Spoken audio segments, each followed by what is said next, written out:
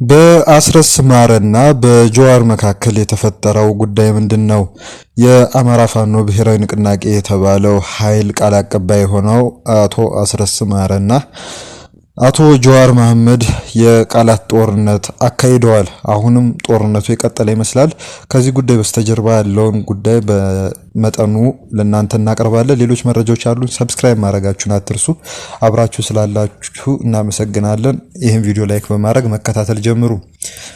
በዘመነ ካሴ የሚመራው የአማራ ፋኖ ብሔራዊ ንቅናቄ ውስጥ በቃል አቀባይነት እየሰራ ይገኛል አቶ አስረስ ማረ። እናም አቶ አስረስ ማረ ለጀዋር መሐመድ አንድ መረር ያለ ቃል አውጥቶ ነበር።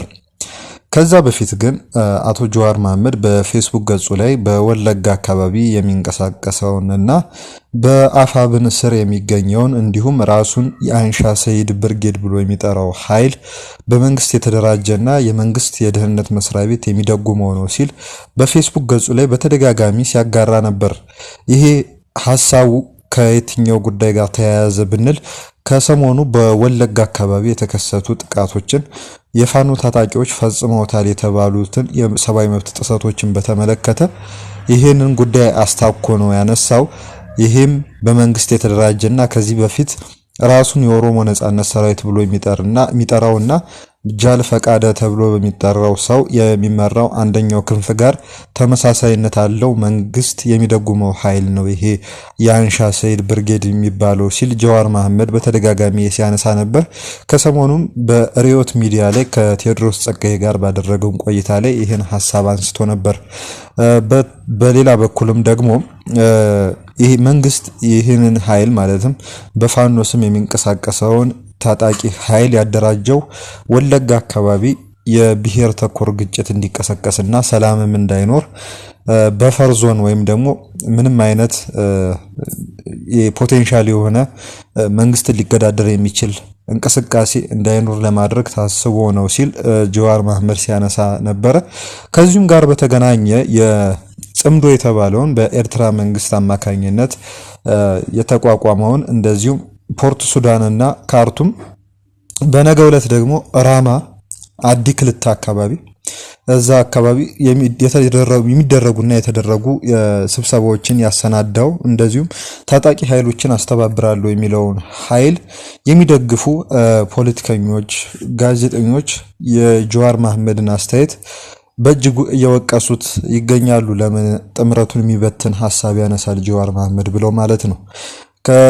በሌላም በኩልም ደግሞ ጀዋር መሐመድ ይህን መንግስት ከመቃወም ጋር በተገናኘ ከአንዳንድ ኃይሎች ከዛ በፊት እሱና እነዛ ኃይሎች ዘይወር ውሃና ዘይትና አሁን ግን ታክቲካሊም ስትራቴጂካሊ እንኳን ባይሆን ታክቲካሊም ያጣምደን ነገር አለ ብለው ከጀዋር መሐመድ ጋር እንቅስቃሴ ጀመሩ። የሱንም ስም የማደስ ከዚህ በፊት የጠለሸውን ማለትም ከተለያዩ ጉዳዮች ጋር ከኦሮሚያ ፈርስት ከኦሮሚያ አውት ኦፍ ኢትዮጵያ ከተለያዩ አይነት ሐሳቦች ጋር በተያያዘ ስሙ የጠለሸውን ጀዋር መሐመድ ስም ለማንጻት ጥረት ያደረጉ ሰዎች ሁሉ በዚህ በፋኖ ታጣቂ ኃይል ላይ አስተያየት በመስጠቱ ምክንያት ስሞታቸውን እያቀረቡ ይገኛሉ። ይሄን በማህበራዊ ሚዲያ የምናየው እውነታ ነው። ወደዚህኛው ጉዳይ ስናመራ አቶ አስረስ ማረ በዚህ በጀዋር መሐመድ ክስ ዙሪያ ምላሽ ሰጥቷል። ምላሹን የሰጠው እንግዲህ ከመሳይ መኮንን ጋር በአንከር ሚዲያ ዩቲዩብ ቻናል ላይ በመቅረብ ነው። አስረስ ማረ እንግዲህ እንደተናገረው ከሆነ ምንድን ያለው በጣም መረር ባለ ቃል ነው የተቸው። ጀዋር መሐመድ የብልጽግና ስርዓት ስልታዊ ደጋፊ ነው ብሏል። የኢትዮጵያ መከላከያ ሰራዊት ጥንካሬን ደጋግሞ ይናገራል። በአደባባይ ወጥቶ ከብልጽግና ጋር ወደፊት ለማለት 11ኛው ሰዓት ላይ ነው ያለው ሲል ያነሳል ማለት ነው። ይሄ ማለት እንደ ካሙፍሌጅ የሚያሳስት ገጽታ እየተጠቀመ ነገር ግን ለመንግስት ሽፋን የሚሰጥ ድጋፍ ወይም ሂሳዊ ድጋፍ እያቀረበ ነው የሚል አይነት ትችት ነው ያቀረበው አቶ አስረስ ማለት ነው። በዚህ ጉዳይ ዙሪያ እንግዲህ አቶ ጀዋር መሐመድ አስረስ ማረን በተመለከተ እንደተናገረው አስረስ ማረ ብልጽግና ያደራጀው ታጣቂ ኃይል አባል ነው በማለት ተችቶታል። በእያንዳንዱ ጉዞ ጥበቃ ይደረግለታል ያለው ጀዋር በቅርብ ጊዜ ወደ አዲስ አበባ በሰላማዊ ድርድር ገባ ተብሎ ጎልፍ ክለብ ወይም ጦር ኃይሎች የሚገኘው መኮንኖች ክበብ ውስጥ እናገኘዋለን ብሏል። መቼ እንደምናገኘው ግን ጀዋር መሐመድ አልተናገረም። በአጠቃላይ በሁለቱ ወገኖች መካከል የቃላት ጦርነቱ በሁለቱም ሰዎች ሳይገደብ ተጠናክሮ የቀጠለ ይመስላል። ፌስቡክ ላይ፣ ትዊተር ላይ፣ የተለያዩ የማህበራዊ ሚዲያ ትስስር ገጾች ላይ ቲክቶክ ላይም ጨምሮ የጀዋር ደጋፊዎችና የአቶ አስረስ ማረ አባል የሆነበት የአማራ ፋኖ ብሔራዊ ንቅናቄ ደጋፊዎች እርስ በርሳቸው እየተፈሳፈሱ ይገኛሉ። እስካሁን እንግዲህ ምንም አይነት መሀል መንገድ የሚያስኬድ ነገር አላገኙም። ሁለቱም አሊጌሽን ነው የሚያቀርቡት። ማለትም አንደኛው በአንደኛው ላይ የሚያቀርበው እንደዚሁ በማስረጃ የተጠናቀረ አይነት ክስ ሳይሆን እንደዚሁ አሊጌሽን የሚባል እንደዚሁ ስሞታ ነው እያቀረቡ ያሉትና እንግዲህ በማስረጃ ማንን እንደሚያጋልጥ አብረን የምናየው ይሆናል ማለት ነው። ያው ዘመኑ የመረጃ ስለሆነ ሌሎች ጉዳዮች አሉን። እንግዲህ የኢትዮጵያ ኢሚግሬሽን አገልግሎት በትግራይ ጊዜያዊ አስተዳደር ያልተጻፉ ሰነዶችን አልቀበልም ብሏል። ከኢትዮጵያ ኢሚግሬሽንና ዜግነት አገልግሎት ፓስፖርት ለማውጣትም ሆነ የተለያዩ አገልግሎቶችን ለማግኘት ከትግራይ የሚመጡ ዜጎች በጊዜያዊ አስተዳደሩ ያልተጻፉ ሰነዶችን ይዘው ከመጡ እንደማይስተናገዱ ነው የተገለጸው። በዘርፉ ጉዳይ በማስፈጸም የሚንቀሳቀሱ ባለሙያዎች እንደሚገልጹት የልደት ካርድና የነዋሪነት መታወቂያን ጨምሮ ፓስፖርት ለማውጣት ሊሟሉ የሚገባቸው ሁሉም ሰነዶች በጊዜያዊ አስተዳደሩ ማህተምና ላይ የሚቀመጥ አርማ ወይም ሄዲንግ መጻፍ እንዳለባቸው በመግለጽ ከዚያ ውጪ ሰነዶቹ የትግራይ ክልል ብሔራዊ መንግስት ወይም ደግሞ ክልላዊ መንግስት የሚል ሄዲንግ እና ማህተም ያረፈባቸው ከሆነ ግን ያ አጠራር በፌደራል መንግስቱ እውቅና ስለሌለው እንደነዚህ ያሉ ሰነዶችን የያዙ ተጋሩ ተቋሙን ማስተናገድ እንዳቆመ ነው እንግዲህ ያመላከተው ማለት ነው። በጉዳዩ ዙሪያ እንግዲህ ፓስፖርት ለማውጣትም ሆነ ሌሎች የኢሚግሬሽን አገልግሎቶችን ለማግኘት እንቅስቃሴ ሲያደርጉ የነበሩ ዜጎች ድርጊቱ ሆን ተብሎ የተደረገ ማግለል ነው ሲሉ ቅሬታዎችን አሰምተዋል። የፌደራል መንግስት በጉዳዩ ላይ አስቸኳይ ማብራሪያና መፍትሄ ይስጥበት ሲሉ ነው ጥሪያቸውን ያቀረቡት። በዛሬው ዕለት ከ40 በላይ ለሚሆኑ ቀናት ሲካሄድ የቆየው እና አወዛጋቢው የሀገራዊ ምክክር ኮሚሽን ተጠናቋል ማለት ነው በትልቅ ስነ ስርዓት። እናም ይህን ጉዳይ በተመለከተ ሁለት ፓርቲዎች መግለጫ አውጥተዋል። አንደኛው እናት ፓርቲ ነው። ሁለተኛው የአማራ ብሔራዊ ንቅናቄ አብን የተባለው ፓርቲ ነው። የሁለቱም መግለጫዎች በተከታታይ እንመለከታለን። እናት ፓርቲ በአዲስ አበባ ጉዳይ የተያዘው አቋም ሀገር የማፍረስ ፊሽካ ነው በማለት ኮንኗል። ሀገራዊ ምክክር ጉባኤው በመርህና በስክነት የተመራ ሳይሆን የና አጼ በጉልበቱ ትዕይንት ሆኖ ማለፉን የገለጸው እናት ፓርቲ በተለይም በአዲስ አበባ ጉዳይ ተመካካሪዎች የደረሱበትን ስምምነት በመሻር የተሄደበት መንገድ የህልውና ጥቃትና ሀገር የማፍረስ ማስጀመሪያ ፊሽካ መሆኑን ጠቅሶ ህዝቡ የውይይቱን ውጤት እንዳይቀበለው ጥሪ አቅርቧል።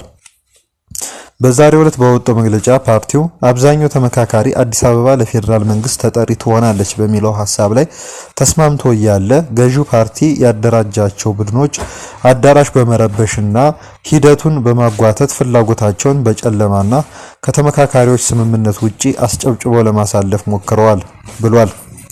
ድርጊቱም ኮሚሽኑ ወጥ መርህ የሌለውና የገዢው አካል ጉዳይ አስፈጻሚ መሆኑን በተግባር ያሳየ ነው ሲልም ከሷል።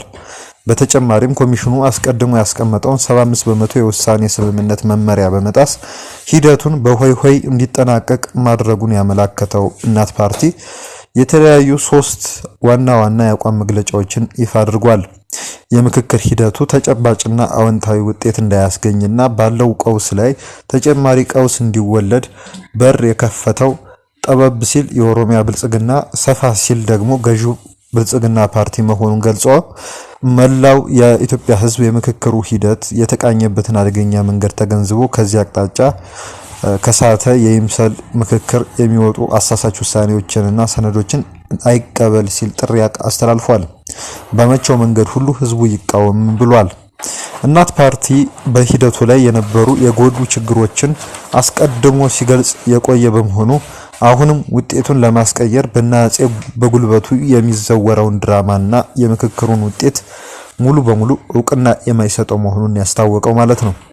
ወደ አብን ስናልፍ የአማራ ብሔራዊ ንቅናቄ ላለፉት 5 ሳምንታት ሲካሄድ በቆየው ሀገራዊ ምክክር ጉባኤ ማጠቃለያ ላይ በጀርባ በር የተዘጋጀ አጀንዳ በማቅረብ የተፈጸመውን ህገወጥ ጣልቃ ገብነትና የአድሏዊነት ድርጊት በተመለከተ የብሔራዊ የምክክር ኮሚሽኑ ለህዝቡ ግልጽና ህጋዊ ማብራሪያ ካልሰጠ በስተቀር ለሂደቱ እውቅና አልሰጥም ብሏል።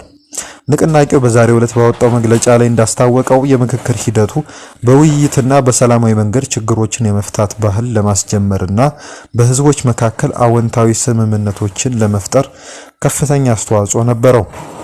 ሆኖም ግን በጉባኤው ማጠቃለያ ላይ በአባል ተመካካሪዎች ያልተመረመረና ያልተስማሙበትን ተቀጥላ አጀንዳ በጀርባ በር በማስገባት በኩል በጥቂት የኮሚሽኑ አባላትና ከፍተኛ የመንግስት ባለስልጣናት የተፈጸመውን ህገወጥ ድርጊት የኮሚሽኑን ገለልተኝነት ያጎደፈ ነው ሲልም ወቅሷል። አብን አክሎም ድርጅቱ እውቅና የሚሰጠው በጉባኤው ሲወያዩባቸው በቆዩትና በቃለ ጉባኤ ላይ በተያዙት 8 መሰረታዊ አጀንዳዎች ላይ የተደረሱትን የስምምነት ማጠቃለያዎች ብቻ መሆኑን በመጠቆም መላው የኢትዮጵያ ህዝብን በሂደቱ ማጠቃለያ ላይ የተፈጸመውን ህገወጥ አሰራርና ህዝብን ለክፍፍል የሚዳርጉ ፖለቲካዊ ሴራዎችን በጋራ እንዲያወግዝ ነው ጥሪ ያቀረበው ማለት ነው። በዚህ ሁኔታ ሁለቱ ፓርቲዎች ተቃውሟቸውን አቅርበዋል። በመንግስት በኩል ወይም በኮሚሽኑ በኩል እስካሁን የተሰጠ ምላሽ የለም። ለመንግስት ቅርበት ያላቸው የመረጃ ምንጮች ወይም የብልጽግና ፓርቲ ድጋፍ የሚሰጡ የፌስቡክ ገጾች የህወሓት የሰላም ተደራዳሪ ቡድን አዲስ አበባ ገብቷል በማለት የመረጃ ምንጮቻቸውን እየጠቀሱ እየዘገቡ ይገኛሉ። እንግዲህ ይህን ጉዳይ ሲያብራሩት የህወሓት የሰላም ተደራዳሪ ቡድን ዛሬ ከሰዓት ከቀድሞ የናይጄሪያ ፕሬዝዳንት ኦሉሴጉን ኦባሳንጆ እና የአፍሪካ ህብረት የአፍሪካ ቀንድ የሰላም ልዩ መልእክተኛ ከሆኑት ማለት ነው እንዲሁም ከቀድሞ የኬንያ ፕሬዝዳንት ኡሁሩ ኬንያታ ከሌሎች ከፍተኛ የሰላም አደራዳሪዎች ጋር ዛሬ ከሰዓት ውይይት ያደርጋሉ ተብሎ ይጠበቃል ሲሉ መረጃዎችን አሰራጭተዋል ማለት ነው። በፕሪቶሪያ ዘላቂ የሰላም ስምምነት አፈጻጸም ዙሪያና ሌሎች ወቅታዊ ጉዳዮች ዙሪያ ለመምከር አዲስ አበባ ገብተዋል የሚል መረጃ እያሰራጩ ይገኛሉ በስፋት። ሆኖም ግን እስካሁን ድረስ ምንም ማረጋገጫ አልተገኘም በህወሓት በኩል። በህወሓት ደጋፊው ዘንድ ይሄ መረጃ በእጅጉ የተሳሳተ መረጃ ነው፣ ሐሰተኛ መረጃ ስለሆነ ብዙዎቻችሁ በዚህ ዙሪያ እንዳትሳሳቱ፣ እንዳትወናበዱ ሲሉ መልእክታቸውን እያስተላለፉ ይገኛሉ። ግን በገለልተኛ አካል ይሄ ጉዳይ እስካሁን ድረስ አልተረጋገጠም። በሌላ በኩል በደቡብ ምስራቅ ትግራይ ዞን ከ3000 ሄክታር በላይ የታረሰ መሬትና 27 ቀበሌዎች ምንም አይነት ዝናብ ባለማግኘታቸው ለድርቅ አደጋ መጋለጣቸውን የዞኑ የኢኮኖሚ ልማት ዘርፍ ጽሕፈት ቤት አስታውቋል። በዞኑ ከሚገኙ 80 ቀበሌዎች መካከል 27ቱ ምንም ዝናብ ያላገኙ፣ 36ቱ የተሻለ የዝናብ ሽፋን ያገኙ ሲሆን ቀሪዎቹ 17 ቀበሌዎች ደግሞ እኩሌታ ዝናብ ያገኙ መሆናቸውን የደቡብ ምስራቅ ዞን የኢኮኖሚ ልማት ዘርፍ ኃላፊ አቶ ኃይለስላሴ ገብረስላሴ ክልሉ መገናኛ ብዙሃን ገልጸዋል። ኃላፊው ይህንን የገለጹት የደቡብ ምስራቅ ትግራይ ዞን አስተዳደርና የግብርናና ተፈጥሮ ሀብት ቢሮ አመራሮችና ባለሙያዎች ከሃይማኖት አባቶችና ባለድርሻ አካላት ጋር በመሆን በኤልኒኖ ምክንያት ያጋጠመውን የድርቅ ሁኔታ በጋራ በገመገሙበት ወቅት ነው። እንደ አራ አሰገዳ፣ ሰነአለ፣ ገነቲ፣ አዲ አይህ፣ ማይመት እና ገምአሳ፣ አዲ ሽምብራ ያሉ ቀበሌዎች ለከፍተኛ ድርቅ አደጋ ከተጋለጡት ውስጥ ተጠቃሽ መንደሮች ናቸው ተብሏል።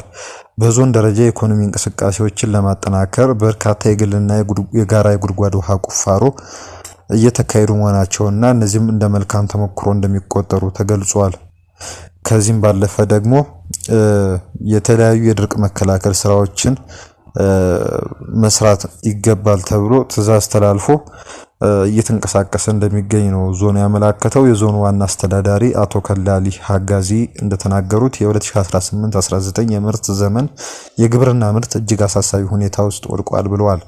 የሰውና የከብቶችን ሕይወት ለማዳን በሚደረገው እንቅስቃሴ አመራሮች፣ ባለሙያዎች፣ ረዳት አካላትና የአካባቢ ተወላጆችና ወዳጆች ትኩረት ሰጥተው ሊሰሩ ይገባል ሲሉ አሳስበዋል ማለት ነው። አሁን የተፈጠረውን የድርቅ አደጋ ለመመከት የተሻለ በጀት ከመመደብ ጀምሮ የተፈጥሮ ሀብት ባለቤትነትና ደህንነትን ማረጋገጥ፣ በራስ የመተማመን ግንዛቤ በማስፋት ረገድ ልዩ ትኩረት ያስፈልጋል መባሉን የክልሉ መገናኛ ብዙሃን ዘግበዋል። ወደ ማዕከላዊ ዞን ስንሄድ የማዕከላዊ ዞን ምክትል አስተዳዳሪ የሆኑት አቶ ዮሐንስ ገብረ አምላክ እንደተናገሩት አትኖሩም ብሎ እኛን ለማጥፋት የሚችለውን ሁሉ እየሰራ የሚገኘውን የብልጽግና አገዛዝ አንድነታችንን አጠናክረን በማስወገድ በሚቀጥለው ዓመት የአሸንዳ በዓልን በአደባባይ በድምቀት እናከብራለን ሲሉ ዛቻ የመሰለ አይነት ንግግር አድርገዋል። የምክትል አስተዳዳሪው ይህን የተናገሩት በትላንትናው ዕለት በነበረው የአሸንዳ በዓል ዋዜማ መድረክ ላይ ተገኝተው ነው። የትግራይ ሕዝብ ተደራጅቶ የሚታገለው ባህሉን፣ ታሪኩንና ማንነቱን ለማክበር ህልውናውን ለማረጋገጥና ባርነትን ለመቃወም ነው ብለዋል። በትግራይ ሕዝብ ዘመን የታገለው ከትግል ውጪ እንዳልሆነ የገለጹት እኚህ ሰው በመስዋዕትነቱ ፈታኝ አጋጣሚዎችን አልፎ ህልውናውን እያረጋገጠ የመጣ ሕዝብ መሆኑ ግን ግልጽ እውነት ነው ብለዋል። አሁን ከ40 በመቶ በላይ የሚሆነው የትግራይ ክልል መሬት ተወሮ ተፈናቃዮች በየዕለቱ እየሞቱ እንደ ህዝብ ከባድ ችግር እያሳለፈ እንገኛለን ያሉት ምክትል አስተዳዳሪው የትግራይ ህዝብ የመጀመሪያውና የመጨረሻው ምርጫ ሰላም ቢሆንም ጠላት ግን የሰላም ሽታ የለውም ብለዋል። ምክትል አስተዳዳሪውም አክለው እንደገለጹት የብልጽግና ስርዓት ፍላጎት የትግራይን ህዝብ አጥፍቶ ታሪኩን በመውረስ በመሆኑ የሰላም አማራጮችን መቀበል የማይችል ስርዓት በመሆኑ የትግራይ ህዝብ አልጠፋም ብሎ ተደራጅቶ ሊታገል ብልጽግና በሰላም እና በውይይት የማያምን ስርዓት መሆኑን አምኖ ያንን ስርዓት የማስወገድ ትግል ምዕራፍ ላይ ደርሷል ብለዋል። የብልጽግና ስርዓት አሁንም ህዝብ የተሰበሰበበት የአየር ኃይል ወይም የሰው አልባ አውሮፕላን ድብደባ ለማካሄድ አቅዶ ስለነበር የስርዓቱን ባህሪ ግምት ውስጥ በማስገባት ለህዝቡ ደህንነት ሲባል የትግራይ ክልል ባስተላለፈው ውሳኔ መሰረት የአሸንዳ በዓል መሰረታዊ ይዘቱ ተጠብቆ በየአካባቢው ሆኖ እንዲከበር ትዕዛዝ መተላለፉን በመጥቀስ ማሳሰቢያቸውን ሰጥተዋል። አትኖሩም ብሎ እኛን ለማጥፋት የሚችለውን ሁሉ እያደረገ የሚገኘውን የብልጽግና ስርዓት ለህልውናችን ሲባል አንድነታችንን አጠናክረን ጠላትን አስወግደን በሚቀጥለው ዓመት በዓላችንን በድምቀት በአደባባይ እናከብረዋለን ስለማለታቸው ነው የክልሉ መገናኛ ብዙሃን ያመላከቱት ማለት ነው። በአሶሳ አየር ማረፊያ አጠራጣሪ የጭነት አውሮፕላን ማረፉና በቤንሻንጉል ጉሙዝ የሚታየው ወታደራዊ እንቅስቃሴ አዲስ ውጥረት ቀስቅሷል ተብሏል።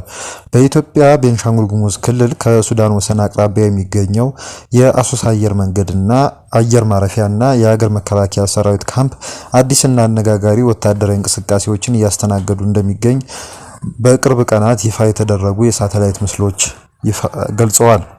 ነሐሴ 12 ቀን በተወሰደ የሳተላይት ምስል መሰረት አንድ ግዙፍ የጭነት አውሮፕላን በአሶሳ አየር ማረፊያ ማረፉ ተነግሯል። አውሮፕላኑ ባለፈው ሳምንት ከተባበሩት አረብ ኤሚሬትስ ተነስቶ ወደ አፍሪካ ያመራው እና በቡርኪና ፋሶ የተመዘገበው የባቶት ኤር ንብረት እንደሆነ ተገምቷል። በተጨማሪም ከሰኔ ወር ጀምሮ በክልሉ በሚገኝ የመከላከያ ሰራዊት ካምፕ ውስጥ በርካታ የጦር መሳሪያዎች የተገጠመላቸው ፒክአፕ መኪኖችና የመርከብ ኮንቴነሮች በከፍተኛ ሁኔታ ሲከማቹ መቆየታቸውን የተጠቀሰው ይህ ወታደራዊ ዝግጅት በሐምሌ 21 ቀን ከፍተኛ ደረጃ ላይ የደረሰ ሲሆን ይህም የሱዳን ፈጥኖ ደራሽ ኃይል በሱዳን ብሉ ናይል ክልል አዲስ ጥቃት ከመክፈቱ ጥቂት ቀናት ቀደም ብሎ መሆኑ ጉዳዩን የበለጠ አነጋጋሪና አጠራጣሪ አድርጎታል ሲሉ የመረጃ ምንጮች አመልክተዋል። ሌላ ደግሞ የአማራ ፋኖ ብሔራዊ ንቅናቄ ዋና መሪ እንደሆኑ የሚነገርላቸው ዘመነ ካሴ ከአንድ የውጭ መገናኛ ብዙሃን ጋር ቆይታ አድርገዋል። ዘአፍሪካ ሪፖርት ከተባለ ድረገጽ ማለት ነው። ለጠቅላይ ሚኒስትር አብይ አህመድ ስርዓት ሙሉ በሙሉ መወገድ እየታገልን ነው ብለዋል። በኢትዮጵያ ውስጥ ባሉ በርካታ የትጥቅ የታከለባቸው ግጭቶች መካከል የፋኖ ታጣቂ መሪ ወይም የአማራ ፋኖ ብሔራዊ ንቅናቄ ከፍተኛ አመራር የሆኑት ዘመነ ካሴ በአዲስ አበባ የሚገኘውን የጠቅላይ ሚኒስትር አብይ አህመድ መንግስት ለመታገል ዋና ዋና ተቃዋሚ ኃይሎችን አስተባብሬያለሁ ብለዋል። እየታገልን ያለነው ለአብይ አህመድና ለስርዓቱ ሙሉ በሙሉ መወገድ ነው። ምክንያቱም አብይ በዛ ቦታ ላይ እስካለና የኢትዮጵያ ጠቅላይ ሚኒስትር ሆኖ እስከቀጠለ ድረስ ለፖለቲካዊ ስምምነት መፍትሄ ወይም ውይይት ምንም አይነት እድል አይኖርም ሲሉ ተናግረዋል ማለት ነው። ዘመነ ካሴ ዘመነ እንደተናገሩት ውጊያው በአዲስ አበባ በሚገኘው መንግስት ላይ በርካታ ክልሎችን ያስተባበረ ነው ብለዋል። እርሳቸው ከየአካባቢው የመጡ ድርጅቶችን ያቀፈ የሽግግር ምክር ቤት እየመሩ መሆናቸውን ሲናገሩ ከነዚህም ውስጥ ከአማራ፣ ከአፋር፣ ቤንሻንጉል ጉሙዝ፣ ጋምቤላ፣ ኦጋዴን፣ ኦሮሚያ፣ ትግራይና ከሶማሌ ክልል ከመጣው የኦጋዴን ብሔራዊ ነጻነት ግንባር ጋር ጥምረት ተፈጥሮ እየተሰራ ነው ብለዋል። ከፋኖ ጋር ሀገራዊ እንቅስቃሴ ለመፍጠር በኦክቶበር 2025 እንደ አውሮፓውያን አቆጣጠር የተመሰረተው ይህ ምክር ቤት የእያንዳንዱ የኢትዮጵያ ዜጋ እኩልነት፣ ነጻነትና ብልጽግና የሚረጋገጥበት ዲሞክራሲያዊ መንግስት ይተክላል ብሏል ዘመነ ካሴ። ፋኖ በአማራ ብሔርተኞች የተመሰረተ ሲሆን መጀመሪያ ላይ በተበታተነ የሚሊሻ መዋቅር ነው እንቅስቃሴ ጀመረው ሲሉ ዘመነ ካሴ እንግዲህ ይናገራሉ። አንዳንድ ተንታኞች እንደሚገልጹት በክልሉ ያሉ ተቃዋሚ ቡድኖች መካከል በአዲስ አበባ ላይ የተፈጠረ ከፍተኛ ትብብር አለ የሚለውን ንግግር አቶ ዘመነ የተናገሩትን እንግዲህ በከፍተኛ ጥርጣሬ እንደሚያዩት ተናግረዋል። በኦሮሚያ ነሐሴ 8 ቀን ከአካባቢ ሚሊሻዎች ለምሳሌ ከኦሮሚያ ገዳ ኮማንዶ ጋር ውጊያ ሲንቀሳቀስ አክሊድ የተባለው ተቋም ተንታኝ የሆኑት ጃለሌ ጌታቸው እንደተናገሩት በጃል ሙሴ የሚመራው የኦሮሞ ነጻነት ሰራዊት አባላት ከፋኖ ሚሊሻዎች ጋር ተጋጭተዋል ብለዋል። አክለውም የጃል ሙሴ ታጋዮች ሲቪሎችን ከፋኖ ታጋዮች እየጠበቁ እንደነበር ምንጮቻችን ገልጸውልናል ብለዋል። ይህ የኦነግ ሸኔ ታጋዮች ከመንግስት የጸጥታ ኃይሎች ጋር ለመጀመሪያ ጊዜ የተቀናጁበት ስልታዊ እንቅስቃሴ ነው ብለዋል። ዘመነ ይህንን ሙሉ በሙሉ ውድቅ በማድረግ በወለጋ በፋኖና በኦነግ መካከል ምንም አይነት ግጭት የለም ብለዋል። ይህ የአብይ ስርዓት የሚመኘው ነው፣ ነገር ግን አይሆንም ያሉት አቶ ዘመነ ግጭቱ በፋኖና በአብይ የገዳ ኮማንዶ ወይም ልዩ ኃይል መካከል የነበረ ነው ብለዋል። መንግስት በራሱ የሚደገፉ ሚሊሻዎችን ከፋኖ ወዳጆች ጋር ተመሳሳይ ስም በመስጠት ግራ መጋባት ለመፍጠር ይሞክራል ያሉት አቶ ዘመነ አብይ ከራሱ ጋር የሚሰሩ ሸኔ የሚባሉ ሌሎች የአካባቢ ሚሊሻዎች አሉት፣ ኦነግ ሸኔና እነሱ አንድ አይደሉም ሲል አመላክቷል። እንግዲህ በፋኖ እንቅስቃሴ ውስጥ እንግዲህ ከኤርትራ ጋር ግንኙነት አላችሁ ወይ የሚል ጥያቄ ቀርቦላቸው ነበረ። ቀጥተኛ ግንኙነት የለንም፣ ኤርትራም ቀጥተኛ ድጋፍ አታደርግልንም ብለዋል። በአፍሪካ ቀንድ ባለው ጂኦፖለቲካዊ ሁኔታ መሰረት ግንኙነት ሊኖረን ይችላል፣ ወደኛ ይመጣሉ፣ እኛም እንቀበላቸዋለን በማለት ንግግር ወይም አስተያየት ሰጥተዋል። ከትግራይ ኃይሎች ጋርም ጥሩ ግንኙነት አለን ሲሉም ተናግረዋል። በአሁኑ ወቅት በተለይም ከትግራይ ኃይሎች ጋር በጣም ጥሩ ግንኙነት አለን ሲሉ መናገራቸውን እንግዲህ ከቃለ መጠይቁ ላይ ወይም ከዘ አፍሪካ ሪፖርት ከተሰኘው ድረገጽ ላይ ያገኘነው መረጃ ያመላክታል። የዩቲዩብ ቻናላችንን ሰብስክራይብ አድርጉ። መልካም ጊዜ ይሁንላችሁ። መልካም ቆይታ